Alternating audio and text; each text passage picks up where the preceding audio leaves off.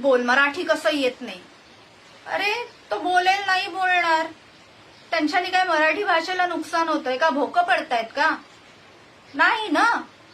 तुम्ही तुमची स्वतःची इन्सिक्युरिटी दाखवताय. मराठीत बोल, मराठी कसं येत नाही. अरे तो बोलेल नाही बोलणार, त्यांच्याने काय मराठी भाषेला नुकसान होतंय का? भोकं पडतायत का? नाही ना.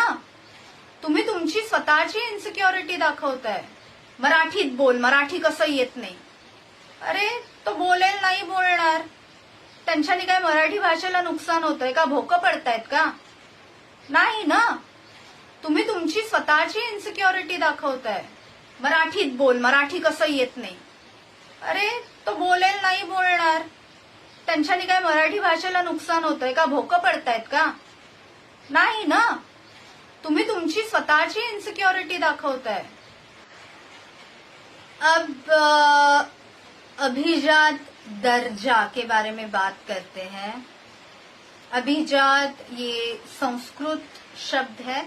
जैसे कि मैंने कहा कि उन्होंने ये जो स्वतंत्र होनी चाहिए, किसी भी दूसरी भाषा पे आधारित नहीं होनी चाहिए, ये जो भी क्राइटेरिया था वो 2024 में निकाल दिया गया ताकि मराठी, बंगाली और आसामी को भी वो अभिजात दर्जा दे पाए. इसलिए ये क्राइटेरिया बहुत कन्वीनियंटली निकाला गया.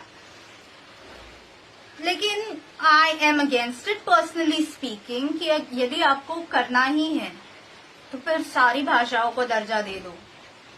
एक ने मुझे ये भी कहा कि मतलब पर्सनल लाइफ की बात कर रही हूँ, बहुत करीबी इंसान है, उन्होंने मुझे ये भी कहा तो हिंदी और उर्दू को नहीं है ये दर्जा, तो उन्होंने झगड़ना चाहिए.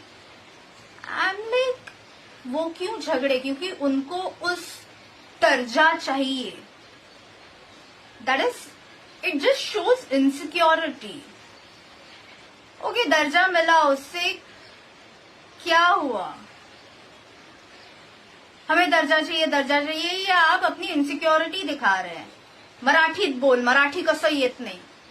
अरे तो बोलेल नाही बोलणार, त्यांच्याने काय मराठी भाषेला नुकसान होतंय का? भोकं पडतायत का? नाही ना. तुम्ही तुमची स्वतःची इन्सिक्युरिटी दाखवताय. त्यांना काय फरक पडतो? कोणाच्या आयुष्यात काही फरक पडत नाही. एक बहुत मजाकिया इंटरव्यू हुआ था. 1 मिनट, मैंने सवाल लिख के लिए, वो रिपोर्टर ने क्या पूछा था उसके, बिकॉज आई कीप फॉरगेटिंग, इसलिए